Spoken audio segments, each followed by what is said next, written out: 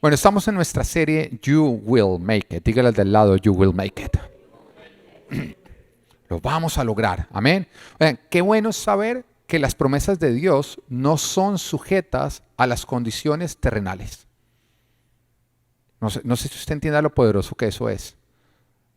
Las promesas de Dios no están sujetas a las condiciones terrenales. Su cumplimiento simplemente depende de que nosotros cumplamos con la condición que Dios ha dado. A lo que me refiero es que podría ocurrir que un padre le haga una promesa a un hijo diciéndole que si él cumple una condición que depende del hijo, el padre va a cumplir lo que le está prometiendo. Pero también puede ser que aunque el hijo cumpla con la condición, el padre para poder cumplir con su promesa va a estar sujeto a las circunstancias cuando llegue el tiempo del cumplimiento de la promesa. Voy a poner un ejemplo para que entendamos. Digamos que un padre le dice a un hijo, mira, si tú te gradúas de la universidad con las mejores notas, cuando te gradúes yo te voy a regalar un carro. ¿Mm? Esa es una buena promesa, ¿o no? De pronto para los estudiantes de colegio eso sería un buen motivante para sacar buenas notas. Si tú al final de cuando te gradúes del colegio sacas las mejores notas, te gradúas con las mejores notas, yo te voy a dar un carro. O de pronto llega tu padre y te dice, mira, el día que tú te cases, yo te quiero regalar la fiesta de matrimonio, yo me voy a encargar de ella, o te voy a regalar un apartamento. Entonces es un padre que está dando una promesa que lógicamente él va a cumplir si tú cumples una parte. ¿Qué tienes que cumplir? Que te vaya bien en el estudio o casarte. Casarte, que para muchos no, eso es fácil, pero no es tan fácil, ¿no es cierto? Pero casarte. Y ocurre de pronto que tú cumpliste con tu parte. Te graduaste de la universidad, sacaste las mejores notas y te casaste. Pero resulta que cuando lo hiciste, tu padre lastimosamente perdió su trabajo. O de pronto cayó en bancarrota. O aún puede ser que tu padre murió antes de que esto ocurriera. ¿Qué quiere esto decir? Que aunque tu padre te hizo una promesa con el propósito de cumplirla, cuando llegó el tiempo de cumplimiento, las circunstancias presentes hicieron imposible el cumplimiento de la promesa por parte del padre. Y eso pasa cuando nosotros recibimos una promesa de un hombre, que puede ser que cuando se hizo la promesa estaban las intenciones de cumplir la promesa que se estaba haciendo. Pero cuando llegó el tiempo de cumplimiento, lastimosamente las circunstancias no permitieron que ésta fuera cumplida. Pero eso no es el caso de Dios. Cuando Dios nos hace una promesa, así no ocurre. En 2 Corintios capítulo 1:20 la palabra nos dice, todas las promesas que ha hecho Dios son sí en Cristo. Así que por medio de Cristo respondemos amén para la gloria de Dios. Mira, Dios no nos promete, busca primero el reino de Dios y su justicia y lo demás te será añadido si la economía está bien. Eso mi Biblia no dice eso, ni tampoco dice, deleítate en el Señor y Él concederá los deseos de tu corazón si no hay pandemia. No, el Señor no pone como condición lo que esté ocurriendo en ese momento en el mundo. Las condiciones del mundo no afectan las leyes del reino. Qué bueno es saber eso. Que Dios cuando hizo una promesa, tú no tienes que empezar a mirar las circunstancias para ver si Dios lo va a poder cumplir. Tú simplemente tienes que enfocarte en cumplir tu parte porque Dios ciertamente va a cumplir la de Él. Dios va a cumplir lo que ha prometido porque las condiciones de este mundo no afectan las leyes del reino.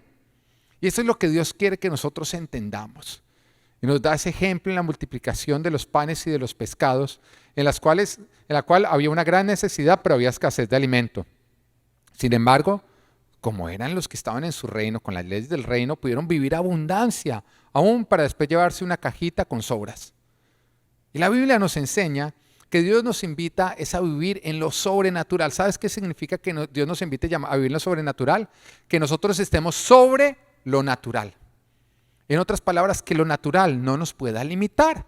Y en eso consiste el caminar por fe.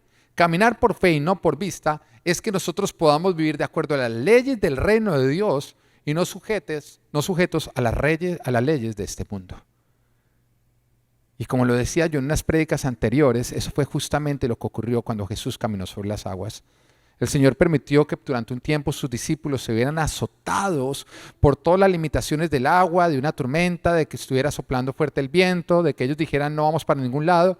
Y después Jesús apareció caminando sobre esas aguas, dejando saber que cuando tú caminas por fe, tú estás por encima de lo natural. Lo natural no podrá contenerte. Esa es la invitación que Dios nos está dando. Y cuando estamos hablando de esta serie de You Will Make It, lo estamos diciendo, no te estamos diciendo You Will Make It con tus fuerzas.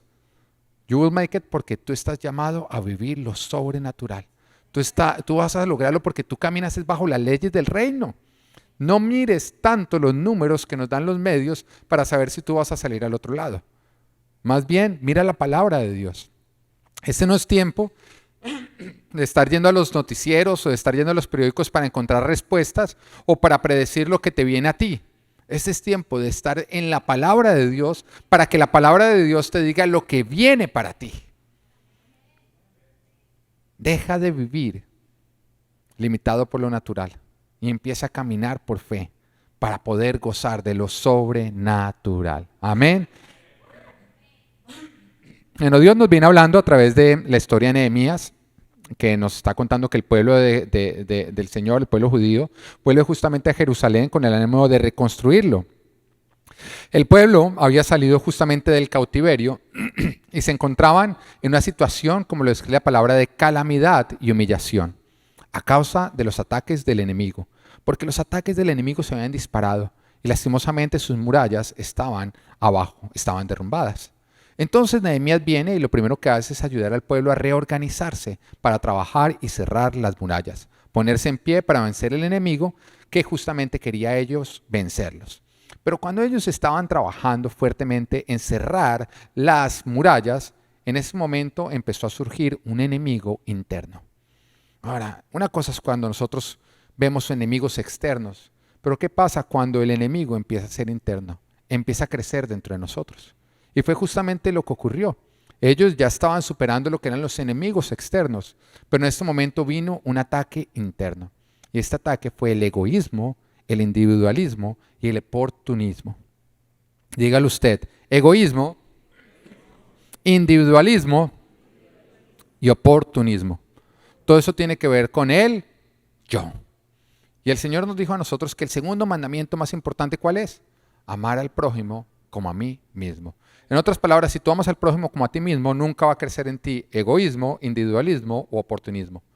Porque tú no vas a estar pensando en el yo, en el todo para mí, sino que tú entiendes que tú fuiste llamado a pensar en el prójimo al igual que en ti mismo. Pero eso fue lo que empezó a ocurrir acá. Lastimosamente ellos estaban tratando de superar ciertas situaciones, habían retos, y en ese momento fue a crecer ese egoísmo, individualismo, oportunismo que decían, no, es que yo necesito ocuparme de mí primero.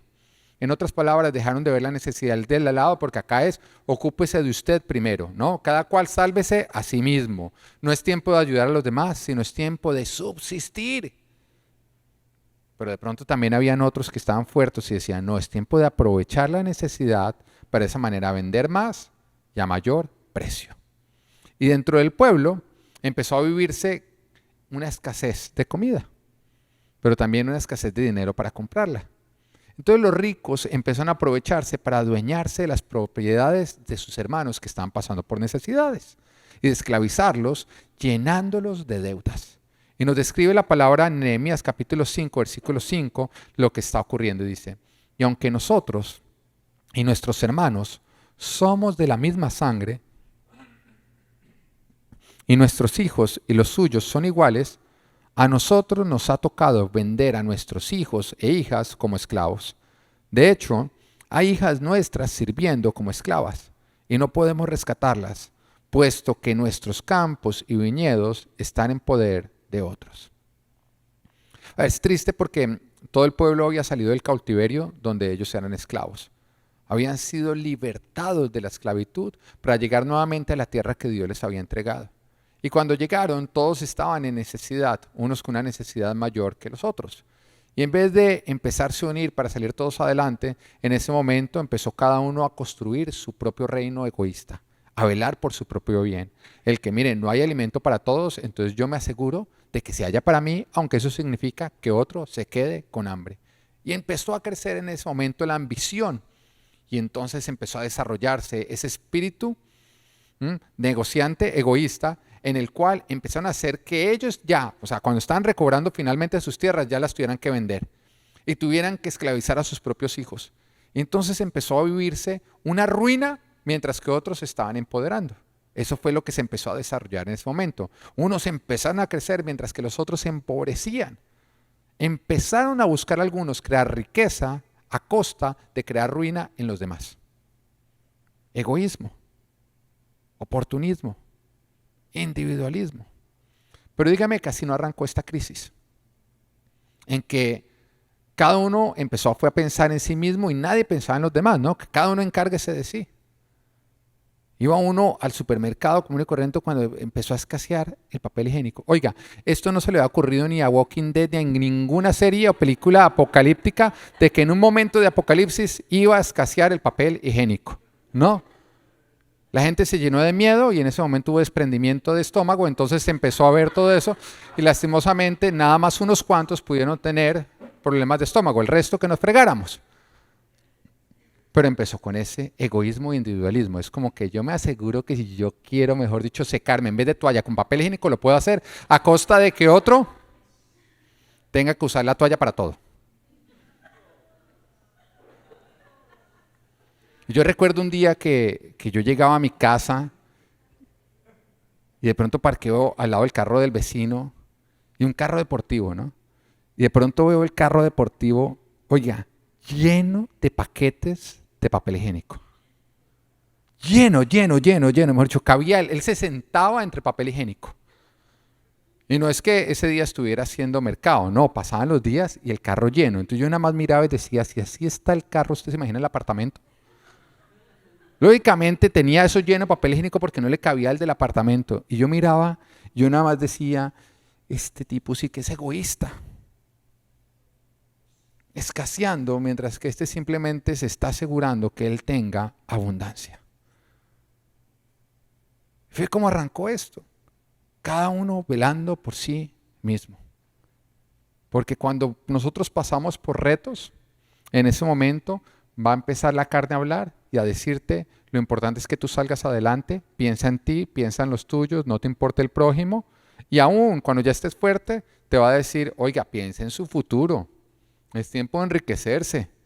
No importa los demás, después ayudará, pero enriquezcase usted, aproveche la situación. Y fue lo que está ocurriendo, lo que ocurrió en ese momento con el pueblo. Cuando Nehemías se enteró, Nehemías nos dice la palabra, se enojó muchísimo. Y su respuesta la encontramos en Nehemías capítulo 5, versículo 7 en adelante. Dice, y después de reflexionar, reprendí a los nobles y gobernantes, en otras palabras, a los que estaban iniciando justamente con esta actitud. Dice, es inconcebible que a sus propios hermanos les exijan el pago de intereses. Convoqué, además, una gran asamblea contra ellos y allí les recriminé. Hasta donde nos ha sido posible, hemos rescatado a nuestros hermanos judíos que fueron vendidos a los paganos. Y ahora son ustedes quienes venden a sus hermanos después de que nosotros los hemos rescatado. Todos se quedaron callados, pues no sabían qué responder. Yo añadí, lo que están haciendo ustedes es incorrecto. ¿No debemos mostrar la debida reverencia a nuestro Dios y evitar así el reproche de los paganos, nuestros enemigos? Mis hermanos y mis criados, y hasta yo mismo, les hemos prestado dinero y trigo, pero ahora quitémosles esa carga de encima.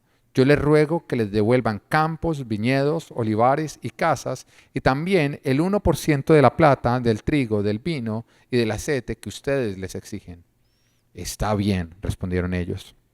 Haremos todo lo que nos has pedido, se los devolveremos todo sin exigirles nada.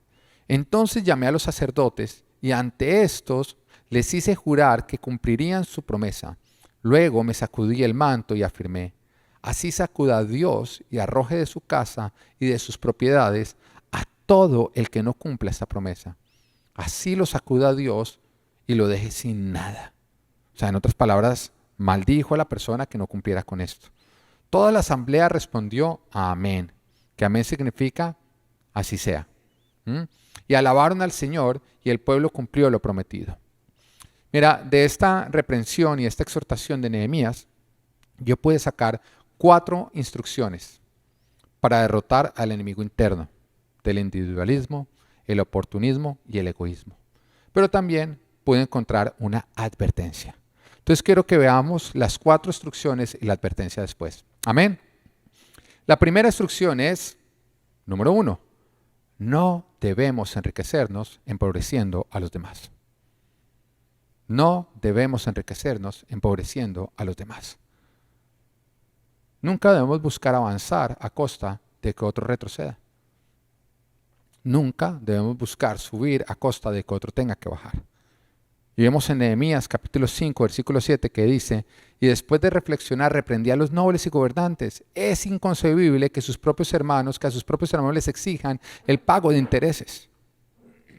En otras palabras, que se aprovechen de la necesidad de ellos para ustedes enriquecerse. Miren, salir adelante requiere que todos salgamos adelante. Y entiéndalo, salir adelante requiere que todos salgamos adelante. Porque la pobreza que tú permites en otros te terminará alcanzando. Y óyelo porque así funciona. La pobreza que tú permites en otros te terminará alcanzando. Hay quienes ven lastimosamente y mal visto la economía como si fuera, o las oportunidades como si fuera una pizza, ¿no? Que si yo como más, otro tiene que comer menos. Y que si yo comparto los pedazos con otros, eso significa que yo voy a comer menos. Entonces acá lo que yo tengo que buscar es llevarme más tajadas, pero que otro tenga menos. Pero la economía no se podría ver como una pizza, más bien se vería como una ciudad en la cual tú vives, la cual si crece y prospera, tú creces y prosperas y todos crecen y prosperan. Pero si la ciudad decae y produce ruinas, todos los que están adentro también van a experimentar esas ruinas. Es la mejor manera de verlo. Si todos tenemos más, yo tendré más. Si todos tenemos menos, yo tendré menos. El llamado de Dios es que a nosotros nos importe el prójimo y que le ayudemos. Porque construir abundancia creando escasez es igual a construir sobre la arena. Lo que tú construyas se va a venir abajo. Y acá el Señor está diciendo, tenemos que salir adelante siendo familia, velando los unos por los otros. Porque el hecho de que unos sean ricos y los demás esclavos es algo que Dios ni aprueba ni bendice. Enriquecernos esclavizando es algo que Dios ni aprueba ni bendice. Así que la primera instrucción es que tus manos estén limpias de enriquecerte empobreciendo a los demás. Ten muchísimo cuidado de en este tiempo no caer en oportunismo. Es tiempo de ayudar al prójimo y de salir adelante todos juntos. Amén. La instrucción número 2 fue: no debemos aprovecharnos de nuestra posición privilegiada y de la necesidad de otros para sacar provecho. No debemos aprovecharnos de nuestra posición privilegiada y de la necesidad de otros para sacar provecho. Hay ciertas áreas en las que tú puedes tener privilegio y otros tienen necesidad. Igual donde otros van a tener privilegio y tú vas a tener necesidad. Pero tu parte es cumplir delante de Dios. Nunca uses tu área de privilegio para sacar provecho de los que están pasando en esa área por alguna necesidad. Nehemías capítulo 5 versículo 8 dice: allí les recriminé, hasta donde nos ha sido posible, hemos rescatado a nuestros hermanos judíos que fueron vendidos a los paganos. Y ahora son ustedes quienes venden a sus hermanos después de que nosotros los hemos rescatado. Todos se quedaron callados, pues no sabían qué responder. Todos habían sido esclavos y todos habían recobrado la libertad. Pero después, como empezaron unos a crecer más rápido que otros económicamente, empezaron a aprovecharse de los que todavía no habían despegado para ellos enriquecerse y esclavizar a los demás. Su posición de fortaleza fue usada no para servir a los demás, sino para aprovecharse de los demás. Es triste. Pero todos conocemos ese término que es odiado, que es el bullying, ¿no? ¿Pero en qué consiste el bullying? Justamente en un maltrato físico o psicológico por parte del fuerte contra el débil, con el fin de sacar un provecho personal. Eso es el bullying. Y Dios aborrece cuando el fuerte se aprovecha del débil para sacar provecho. Es algo que Dios simplemente no tolera. De hecho, la palabra nos dice en Salmos 146:9 y lo dice en muchas otras partes, también dice, el Señor protege al extranjero y sostiene al huérfano y a la viuda, pero frustra los planes de los impíos. ¿Por qué lo está diciendo? Porque justamente el extranjero, el huérfano y la viuda son personas que están en una posición de debilidad. Entonces los que estaban en una posición de fortaleza se podían ver tentados a aprovecharse de los huérfanos, de aprovecharse de las viudas o de aprovecharse del extranjero para ellos sacar provecho. Y acá nos dice que el Señor está siempre al lado del débil y que Él nunca va a favorecer al fuerte que usa su fortaleza no para servir, sino para sacar provecho. De hecho, una de las causas por las cuales Israel tuvo que perder justamente toda su posición, su tierra, ir al cautiverio, fue justamente porque ellos usaban su fortaleza para aprovecharse del desamparado y del débil.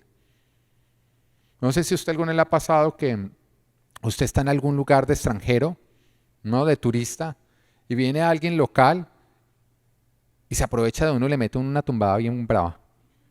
Y uno se siente, es como quitarle un dulce a un bebé. De pronto usted alguna vez estuvo en la playa, yo recuerdo en la playa una vez que estábamos con mi esposa, llegó entonces una local y le dice, mira, te hago un masaje, cuesta tanto. Entonces mi esposa cogió y le dijo, no, no, muchas gracias. Y le dice, sabes que tú me caes bien, te voy a regalar un masaje en el pie.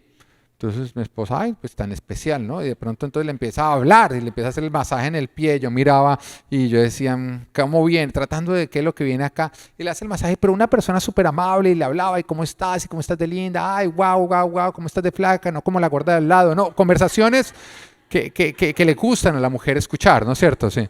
Y haciendo el masaje en el pie. Y bueno, y terminó y bajó y entonces le cogió otro pie dándole a mi esposa matada, ay, tan especial. Y de pronto ella se va y dice, bueno, mira, sí, me debes 100,000 pesos. Entonces mi esposa, pero ¿por qué te debo 100,000 pesos? Tú me dijiste que me regalabas el masaje. Digo, sí, yo te regalé el masaje de un pie, pero del otro te lo cobro.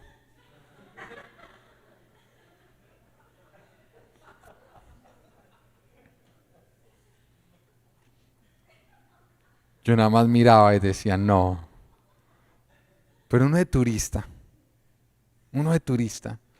Y uno se pone a alegar y entonces el local lógicamente empieza a llamar a otros locales y empieza a llamar a otros locales que mira, en todos acá que sí, que acá que le pague, que le pague, que le pague, que le pague. Y uno nada más se siente y dice, si no pago ya los 100,000, es me va a costar 400,000 porque me van a cobrar la hablaba del regaño. Es que el regaño cuesta más. Y eso es cuando el fuerte se aprovecha del débil. Y el Señor nos dice, la fortaleza que yo te he dado nunca es para aprovecharte de la debilidad de otros, sino para servir a los débiles. Y si tú logras identificar áreas en las cuales tú eres fuerte y tienes un privilegio, Dios quiere que sepas que justamente esa fortaleza y ese privilegio Él ha permitido que tú la tengas porque es una herramienta a través de la cual tú debes servir a los que tienen debilidad. Hay algo que yo le pido mucho a Dios que me dé porque lo puedo encontrar en su palabra, pero también cuando miro alrededor veo que existe, que es la unción de José. La unción de José. José tenía otros 11 hermanos y todos iban a pasar por un tiempo de hambre, 7 años de hambre. 7 años en que no se encontraba, no se conseguía alimento. Y el Señor los amaba a todos. No es que el Señor nada más amara a José, Él los amaba a todos. Y por esa razón el Señor, para pasar por todo eso, iba a dar una unción de Él, que es la unción de multiplicación, que es la unción de buena administración, que es la unción de abundancia. Pero no era para el que la diera, era para todos. Entonces Él buscó un corazón que usara esa unción no para su beneficio personal, sino para el servicio de los demás. Y ese fue el que escogió a José. Ese fue su José. Alguien que no iba a usar su posición para vengarse, para sacarse la espina, para aprovecharse de los demás, sino para servir. Y conocemos la historia. Llegó la hambruna, pero antes de eso, justamente José había sido vendido por sus hermanos como esclavos. Entonces, a través de toda la esclavitud, pasó después a la cárcel, llega justamente al palacio del faraón. El faraón, no te voy a contar toda la historia, simplemente lo pone a cargo de toda la administración de Egipto. Entonces, cuando viene la escasez, él, avisado por Dios, había guardado alimento durante el tiempo de abundancia, así que ellos pudieron disfrutar de abundancia cuando había escasez. Entonces, debido a la escasez, sus hermanos vienen y se encuentran con él. Ahora, ¿cuántos en ese momento no dijeran, ahora sí me voy a desquitar por haberme vendido de esclavo? Ahora sí que estoy yo en una posición de fortaleza y ustedes de debilidad. Van a ver cómo voy a usar mi fortaleza. Pero no fue lo que hizo José. José dijo, cuando ustedes fueron fuertes, me vendieron. Pero cuando yo soy fuerte y ustedes son débiles, yo los sirvo. ¿Ya entiendes por qué el Señor le entregó esa unción a José y no a otro? Pero esa unción sigue existiendo hasta el día de hoy. Y el Señor la tiene reservada para aquellos que están dispuestos a usar la fortaleza para servir a los otros y no para vengarse. Y uno lo logra ver en familias. Familias donde de pronto está el tío que tiene buena posición económica, pero es el que ayuda a todos los demás a pesar de ser malagradecidos. La unción de José existe. Y el Señor está buscando a quien se la puede entregar. La pregunta es, ¿te puede confiar el Señor esa unción? ¿Estarías dispuesto a usar tu abundancia y tu fortaleza no para vengarte ni sacarte la espina, no para aprovecharte, sino para servir a los que están pasando por alguna necesidad, aunque te hayan hecho algún mal, cuando ellos pasaron por abundancia y tú por escasez? Cuando ellos fueron fuertes y tú fuiste débil. El que otros obren mal no te debe hacer a ti obrar mal. Es una oportunidad para que tú muestres que tú eres diferente. Lo que nos lleva a la advertencia número 3. Debemos ser ejemplo para los no creyentes. Sí, es algo que a Dios le importa. Nosotros debemos ser ejemplo para las personas, para los no creyentes, porque el Señor justamente a nosotros nos llamó a testificar de Él, ¿o no es así? Tenemos que ser testigos, tenemos que presentar al Señor Jesucristo. En Nehemías capítulo 5, versículo 9 nos dice, yo añadí, lo que están haciendo ustedes es incorrecto. ¿No deberían mostrar la debida reverencia a nuestro Dios y evitar así el reproche de los paganos, nuestros enemigos? Mire por quién está preocupado en este momento Nehemías, por los paganos, o sea, por los que no reconocían a Dios. ¿Quiénes son los paganos? Los que no tienen en cuenta a Dios. ¿Mm? Todo el que no tiene en cuenta a Dios para su forma de vivir es un pagano. Pero mire que él está diciendo, mire, vamos a evitar el reproche de los que no tienen en cuenta a Dios, de lo que no les temen, y de nuestros enemigos. Sí, ellos son nuestros enemigos, pero usted sabe que nosotros tenemos que buscar que no haya reproche. Cuando arrancó toda esta pandemia, también de los reproches que uno veía en Facebook por parte de los no creyentes, de pronto el familiar no creyente que es antiiglesia, que yo creo que existe en todas las familias, ¿no? De pronto todas las familias tenemos algún familiar o muchos familiares que critican el hecho de que uno sea cristiano. Yo también los tengo. Y que siguen hablando mal de los pastores y uno es como, hello, hello. Entre los reproches que yo veía por allá del primo, es que, ¿y dónde está la iglesia en este momento? Uno le da una piedra a decir, pues venga, le muestro, hijo de madre, ¿dónde está la iglesia en este momento? Es el ateo y el izquierdista, ¿no? Bueno, no hablemos de izquierdas o derechas. Pero yo no creo que nuestro obrar debe ser para responder al reproche de los no creyentes, porque siempre estarán, esos reproches siempre estarán. Pero sí debemos entender que en tiempos como estos, la iglesia tiene que brillar, ser la diferencia y ser la solución. No lo hacemos porque ellos nos reprochan, no. Pero si debemos buscar que no haya reproches, es tiempo de nosotros orar. Y la palabra nos dice en Mateo capítulo 5, versículo 16, hagan brillar su luz delante de todos, para que ellos puedan ver las buenas obras de ustedes y alaben al Padre que está en el cielo. Bueno, mire, volvámoslo a leer, repita lo que la palabra está diciendo, hagan brillar su luz delante de todos, sobre todo en este tiempo de oscuridad, para que ellos puedan ver las buenas obras. ¿Qué nos está diciendo? ¿Cómo se hace brillar la luz? Con buenas obras. Entonces las buenas obras no nos hacen salvos, pero sí nos deben acompañar porque somos salvos. No te hace salvo, pero es una manifestación de que eres salvo. Y dice, para que ellos puedan ver las buenas obras de ustedes y alaben al Padre que está en el cielo. Sí nos dice que cuando los paganos, los no creyentes ven nuestras buenas obras, en ese momento ellos logran ver a Dios y llegan a alabar a Dios. Se convierten a Dios. Las buenas obras de la iglesia sirven para que los no creyentes lleguen a creer. Y son importantes. Y no debe existir un cristiano que no esté haciendo buenas obras. Ahora, como iglesia, en este tiempo hemos dado mercados y hemos ayudado a diferentes familias que han estado en necesidad, que han perdido sus familiares, que se han enfermado o que han pasado alguna necesidad de la cual nosotros nos hemos enterado. Sin embargo, jamás lo publicamos.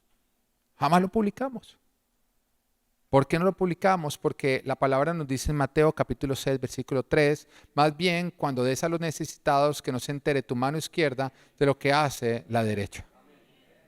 Y siempre que ayudamos a una persona le decimos, mira, tú no le puedes contar a nadie que te ayudamos. Porque en el momento que tú cuentas, tú evitas que sigamos ayudando. Y siempre lo decimos. Nunca me han visto a mí en una foto entregando el mercado. Y Claudia tomándome la foto, no. Ahora, no critico al que lo hace en este tiempo, pero pues acá la palabra me dice a mí que no lo haga y es siempre lo que nosotros buscamos hacer. Porque nosotros ayudamos escuchando a Dios y Dios nos dice, ayuda en esta necesidad. Pero esta prédica no es acerca de lo que tu iglesia está haciendo. Porque de pronto tú en este momento dices, ay no, menos mal están dando mercados porque yo estaba preocupado porque el de al lado se iba a mercados y yo qué. Bueno, ya me voy tranquilo de que la iglesia esté dando. No, es que esto no es acerca de lo que tu iglesia está haciendo, es acerca de lo que tú estás haciendo como iglesia. Porque algunas veces creemos que si la iglesia ya lo hace, entonces yo ya cumplí mi parte porque yo diezmo. El diezmo no es ser generoso, ni es encargarte del pobre, es no robarle a Dios. Es ser honrado, punto. Cuando tú diezmas, tú no estás haciendo algo bueno, estás dejando de hacer algo malo. ¿Lo entiendes? Porque a algunos les gusta entregarlo y cuando es grande se lo entrega al pastor para que se dé cuenta que es grande. ¿Mm? Tú no estás haciendo algo bueno, estás dejando de hacer algo malo. Es como ir a Publix y pagar el mercado y después publicar el recibo de que miren que pagué. Felicítenme. Dejaste de robar. Entonces las buenas obras no es dar el diezmo. Las buenas obras es lo que tú haces con tu 90%. Y la pregunta es, ¿qué estás haciendo tú como iglesia para ayudar a los necesitados? Para ayudar a los necesitados. Colosenses capítulo 4, versículo dice, compórtense sabiamente con los que no creen en Cristo, aprovechando al máximo cada momento oportuno. Aprovechando al máximo cada momento oportuno. Con mi esposa, esto es propio, yo ni siquiera voy a decir cómo lo hacemos, pero nosotros oramos a ver quiénes son las personas que Dios, nosotros, no la iglesia, nosotros, a aquellos que el Señor quiere que nosotros ayudemos en este tiempo. Y ahí sí hago buenas obras. Aprovecho esta oportunidad para hacer buenas obras, que son propias de nosotros como familia y que tampoco las publicamos en Facebook ni en ningún lugar, porque yo prefiero recibir la recompensa del cielo que de acá de la tierra. Yo prefiero que Dios diga, bien hecho mi siervo fiel, a que todo el mundo diga, no, mi pastor es el mejor, es el más...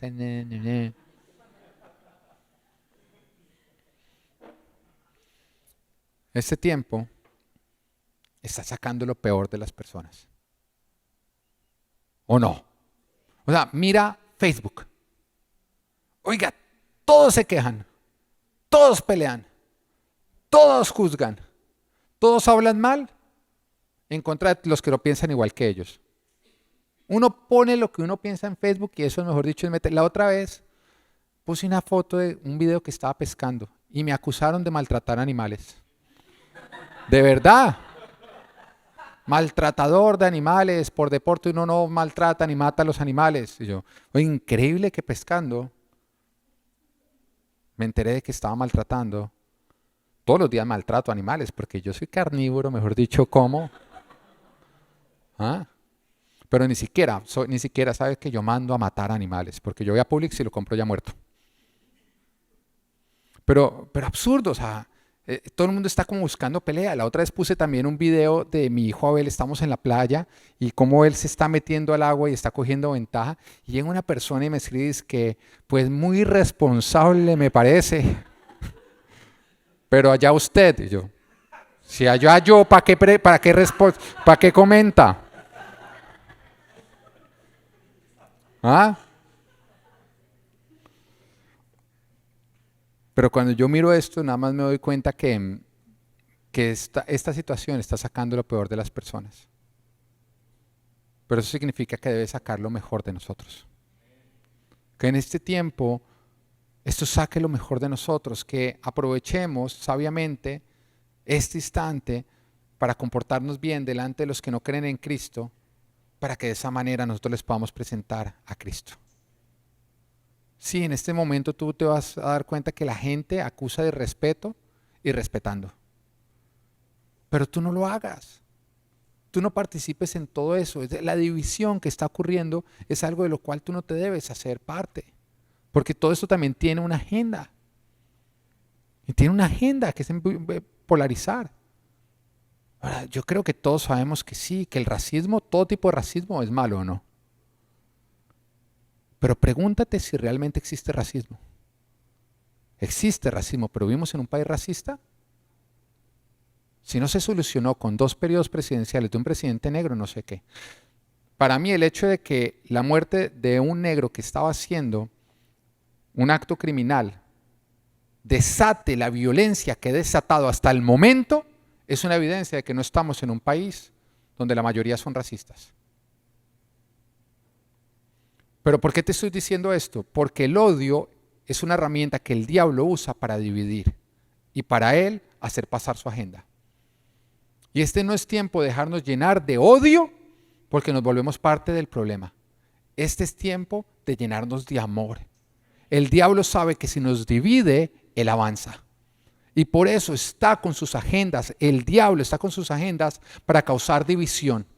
Y cuando uno está en redes sociales, cuando uno está en los medios, lo único que uno ve es división, división, división, división. Todo lo que sale es división. Que este remedio es bueno, división. Estaban usando un remedio que no es. Que entonces hubo este acto, que entonces es racismo, que entonces esto, que entonces...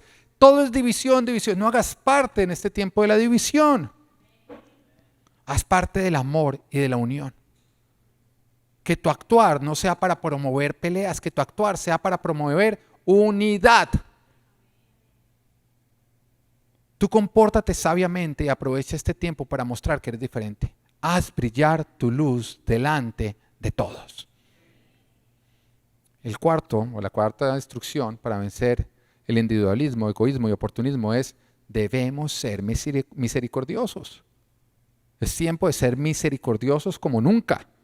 Y Nehemías capítulo 5, versículo 11 dice: yo les ruego que les devuelvan campos, viñedos, olivares y casas, también el 1% de la plata, del trigo, del vino y del aceite que ustedes les exigen. Ahora, acá Nehemías no estaba diciendo devuelvan lo que se robaron, no. Devuelvan algo que es de ustedes, pero que ustedes obtuvieron aprovechándose de la condición de ellos. En otras palabras, ellos legalmente podían quedarse con todo esto, sin que se les pudiera decir que ellos robaron. Pero en ese momento no era tiempo de ellos cobrarse lo que les debían, sino era tiempo de ser misericordiosos, de no cobrar lo que los otros les debían. Y justamente lo que estaba recriminando Nehemías era que por andar cobrando sus deudas le habían quitado a sus propios hermanos la capacidad de trabajo. Porque los hermanos ya no tenían tierras para producir, ya no tenían nada. En otras palabras, los habían puesto en una condición de miseria. Era igual que maldecirlos. Era impedir que ellos salieran adelante. Ahora, de las denuncias que constantemente hizo Jesús a sus siervos, digo entre comillas siervos, porque realmente no servían a Dios, era que habían perdido la misericordia. Por esa razón Dios ya no los podía usar, porque habían perdido la misericordia. En su afán por servir a Dios, habían dejado de practicar el amor al prójimo. Habían perdido toda misericordia, entonces no era Dios a quien estaban sirviendo, sino a sus propios propósitos egoístas. Si tú no tienes misericordia con el de al lado, no es a Dios al que estás sirviendo, te estás sirviendo a ti mismo. Y Mateo capítulo 9, versículo 13 dice: pero vayan y aprendan qué significa esto. Lo que pide de ustedes es misericordia y no sacrificios. Se lo estaba recriminando unos hombres que llegaban al templo y adoraban y servían y estaban en la alabanza, pero que cuando salían de la iglesia no eran misericordiosos con los que necesitaban misericordia. La misericordia es la disposición para compadecernos del sufrimiento y de la miseria de otros. Y no es un sentimiento, sino que tiene que manifestarse con acciones. Acciones de amabilidad, de asistencia al necesitado, de perdón de deudas y de reconciliación. ¿Quieres que lo repita para saber que la misericordia es la disposición de compadecernos del sufrimiento y de la miseria de los otros? Y no es un sentimiento, no, debe manifestarse con acciones de amabilidad, asistencia al necesitado, perdón de deudas y reconciliación. Esto es lo que tú tienes. Se tiene que manifestar tu misericordia porque tú eres amable aun con los que no son amables. Porque tú asistes al necesitado, aunque cuando tú estuviste necesitado, Él no te asistió a ti. Porque tú en ese tiempo perdonas deudas y porque tú buscas la reconciliación. También se debe manifestar a través de la reconciliación. Porque muchas veces tú no te has reconciliado con alguien porque esa persona te hizo algo que tú todavía no has perdonado. Y esa persona no tiene con qué pagarte lo que te hizo. Entonces también la misericordia es decir, ¿sabes qué? Tú me ofendiste y no hay manera que podamos quitar esto, borrar eso. Pero yo voy a ser misericordioso, yo voy a perdonar esa deuda. Y yo voy a quitar todo lo que evita que entre tú y yo haya una reconciliación. Que si de ti depende que haya una reconciliación con otra persona, se lleve a cabo. Eso también es misericordia. La misericordia requiere no darle a otros lo que merecen, sino lo que necesitan, aún pasando por alto sus errores, porque nosotros nos enfocamos es en su necesidad. Y cuando tú te enfocas en los errores del de al lado, eso mata tu misericordia. No está mal, pero es que es un desorden financiero. Se lo buscó. Eso mata tu misericordia. Está mal, ¿cómo puedo ayudar?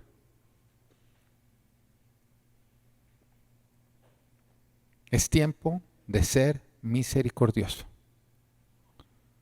Ahora, ¿cuál es la advertencia? Porque yo les dije a ustedes que fueron 4 instrucciones y una advertencia. Amén. Nehemías capítulo 5, versículo 13 nos dice: luego me sacudí el manto y afirmé: